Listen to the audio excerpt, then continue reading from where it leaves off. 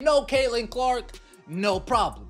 No Sophie Cunningham, no problem. No head coach Stephanie White, have no fear. The final boss, Austin Kelly, is here. The Chicago Sky, we came into your building and we just, from pillar to post, smacked you guys around. What do you get when you take away your franchise player, your sixth woman spark plug, and your head coach all in one night? Most teams would fold. That kind of lineup loss is enough to sink even the most well-oiled squads. But what the Indiana Fever did next was nothing short of jaw-dropping. They walked into the iconic United Center, the largest NBA arena, with every disadvantage stacked against them, and walked out having embarrassed the Chicago Sky in front of a sold-out crowd. No excuses, no mercy. For AK, for Steph! Another one! No! This wasn't supposed to happen. Caitlin Clark was on the bench with a quad injury. Sophie Cunningham, the team's emotional fireball, was nowhere in sight. Head coach Stephanie White was out on personal leave. And yet, instead of spiraling into panic or passivity, the Fever turned up the heat. What looked like a recipe for disaster became a 27-point demolition job that left fans stunned and critics speechless. This wasn't just a win, it was a warning. Yes, sir! Great job. All right, great job. Thanks, Daddy.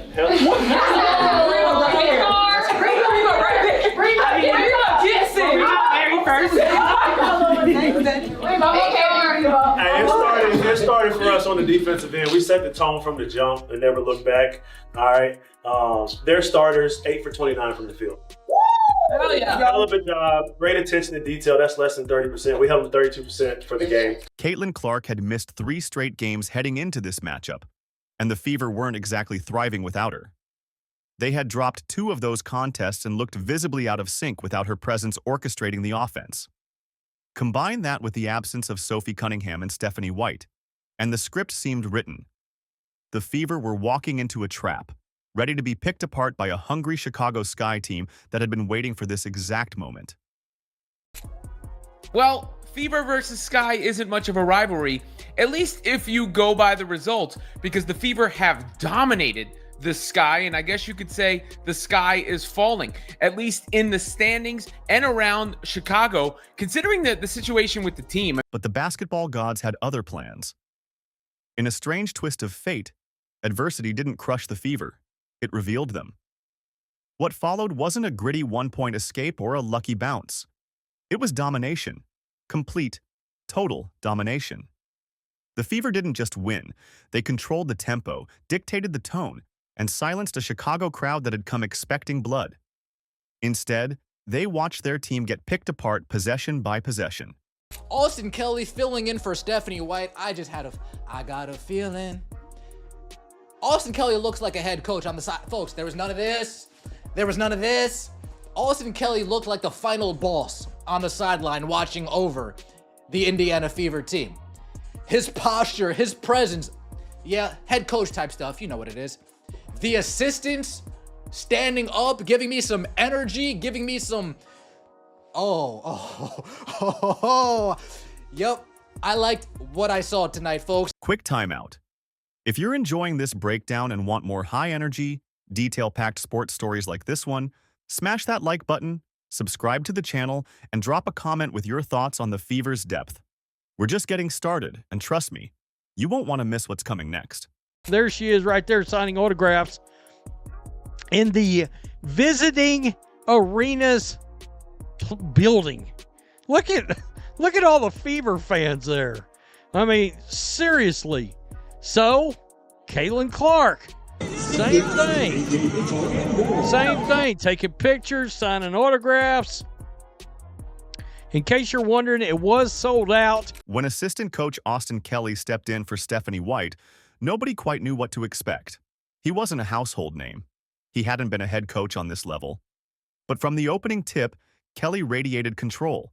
His body language on the sidelines wasn't anxious or hesitant. It was composed and commanding. While most first-time head coaches might burn timeouts early or overcorrect under pressure, Kelly did the opposite. He let the team breathe. He trusted them, and they responded like champions. Big game. Obviously, you're stepping in for Steph, but what are the feelings coaching a game in this arena? Oh, it's I mean, you grow up watching the Bulls and you see Michael Jordan's, jersey and Scotty's jersey sitting up there. It's a surreal moment, but I think the message for us is the same. We want to continue to build that consistency on both ends of the floor, and it's another opportunity for us to do that here. What made Kelly's debut so special wasn't just that he won, it's how he did it. His game plan emphasized pace, precision, and defensive intensity. He didn't micromanage, he empowered. And when his players started clicking, he let the game flow naturally. No frantic adjustments, no panic buttons, just smooth, confident leadership that looked far more seasoned than it had any right to be. By the end of the game, the post-win celebration said it all. Players drenched Kelly in water as if to say, "You're one of us now. You earned this."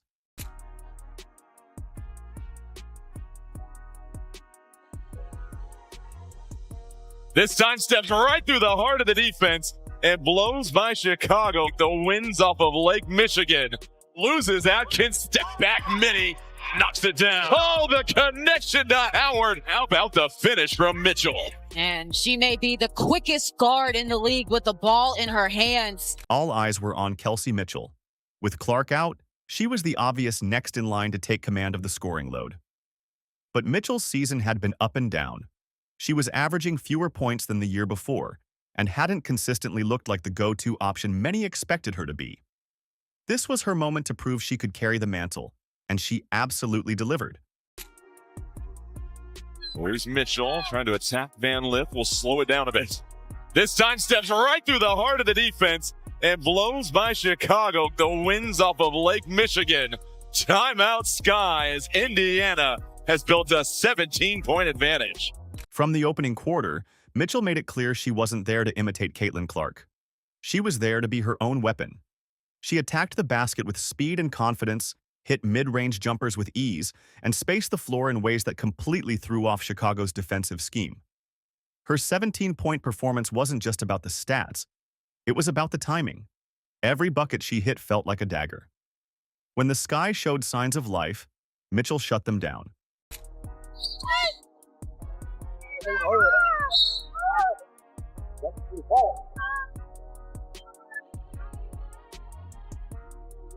This game might be remembered as the one where Kelsey Mitchell became more than just Clark's backup act. She looked like a floor general, a stabilizer, and a cold-blooded scorer all in one. She didn't flinch under the pressure. She thrived in it. 20 in the 3-game absence for Caitlin Clark, leads the league in field goal percentage and shows you right there. The intentionality to get Aaliyah Boston the basketball.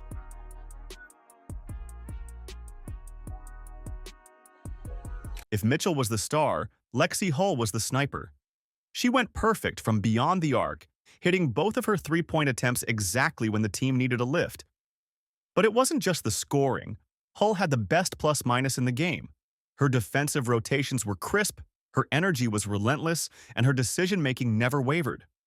For a player who's often flown under the radar, this was a breakout performance that showed she's not just a role player, she's a cornerstone.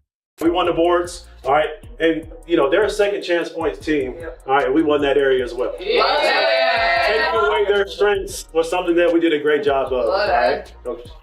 Just extremely proud of y'all. We stayed locked in, we stayed together, we executed the scout at a very high level. Just multiple levels of effort. Everything that we've asked of you today, we put it in there, and from now, again, stacking days, building on those moments where we're stringing those possessions together, right? Building on those great possessions on defense and on offense. Great, hell of a job, y'all. High level. Good job, y'all. And then there was Aaliyah Boston, the anchor. With Clark out, Boston had more touches and more responsibility, and she made it count. She logged 11 points, 5 rebounds, 5 assists, and 5 blocks. That last stat? A career high. She altered shots, closed passing lanes, and controlled the paint like a seasoned vet. Boston wasn't just filling a void, she was elevating the standard. Ari McDonald for 3. Oh, McDonald had a. Ari McDonald with a steal. Oh, McDonald had a. Ari McDonald drawing offensive fouls. Oh, McDonald had a. Folks, what a glorious game. What a glorious game. The synergy between Hull and Boston was electric. They played like they'd been running this system together for years. Their chemistry was visible on every switch, every fast break, every moment of chaos that turned into calm because of their presence. But both teams facing a little bit of adversity, having certain players out or not at full capacity. McDonald, a huge triple in the corner. Mitchell, patient in the corner, flips it up top. Boston, other side. McDonald, another three. I'm loving it. Let's talk about the wild card. Arie McDonald was signed just 6 days prior to this game. A hardship contract pickup, essentially a depth move. Yet from her very first possession, McDonald looked like the missing piece no one knew Indiana needed. She took over point guard duties like she was born for it. She hit big shots, made smart passes, and disrupted Chicago's backcourt with a mix of speed and anticipation that threw the Sky completely off their rhythm. Of 5 meetings this season between the two teams, McDonald pokes it away, then tapped up down the floor, and McDonald will slow things down. McDonald for 3, cashes in. Survival mode looks really fun. Her stat line, 12 points, 3 steals, 2 assists, and a block, only tells half the story. The rest was felt in her pace of play, her decision-making, and the new offensive angles she created. McDonald pulled defenders out of position, giving Mitchell and Hull room to work. Her movement spread the floor and opened the post for Boston. Without McDonald's sharp instincts, this win doesn't happen. Period. Lex, 500th point today.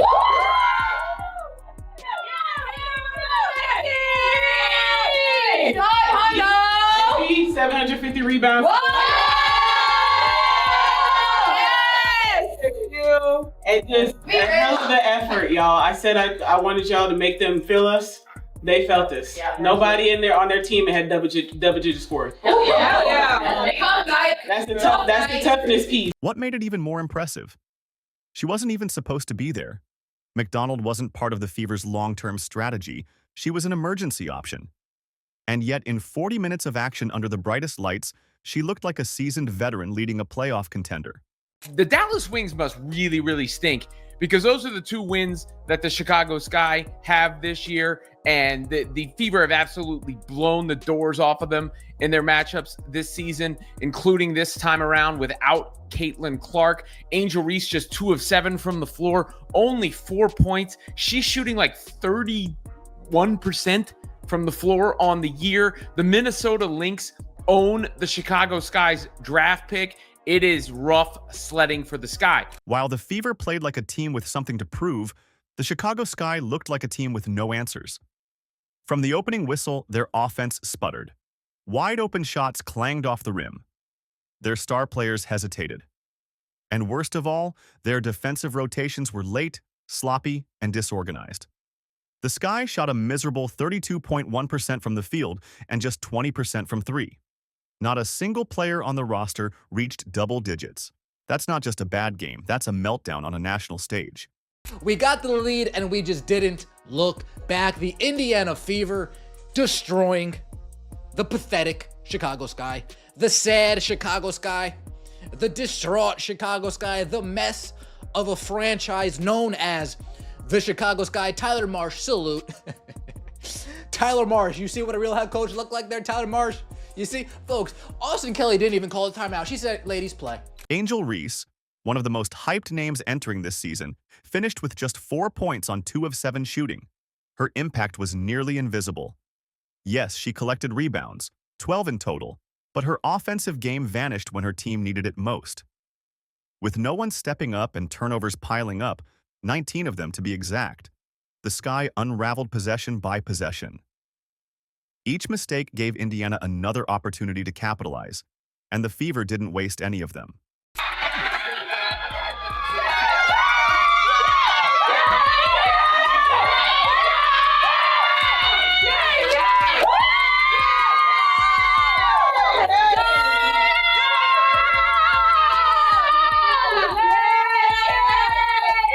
Bring it out. That's big time. That's all you guys. That's all you guys. Great job. Hell of a job. Here we go. This was supposed to be a revenge game. After that 35-point embarrassment earlier in Indianapolis, the Sky circled this matchup. They had the home crowd. They had momentum from back-to-back wins. They had every reason to perform. But instead, they crumbled. Their fans didn't witness redemption. They witnessed an encore of humiliation. For months, critics have dismissed the Indiana Fever as a one-woman team. Take away Clark, they said, and you've got nothing. But what happened at the United Center shattered that narrative. What we saw wasn't Clark plus 4. It was a deep, connected unit that can adapt, evolve, and even dominate when their biggest name is sidelined. This performance forced a new question. What if Clark is just the beginning? What if she's not carrying this team but enhancing an already dangerous roster? Kelsey Mitchell rediscovered her rhythm. Lexi Hull proved she's a clutch shooter and elite defender. Boston showed she's a generational talent in the post. And Ari McDonald? She didn't just fill in, she reshaped the entire offensive dynamic. Instead of folding under pressure, this team rose. They didn't wait for someone to save them.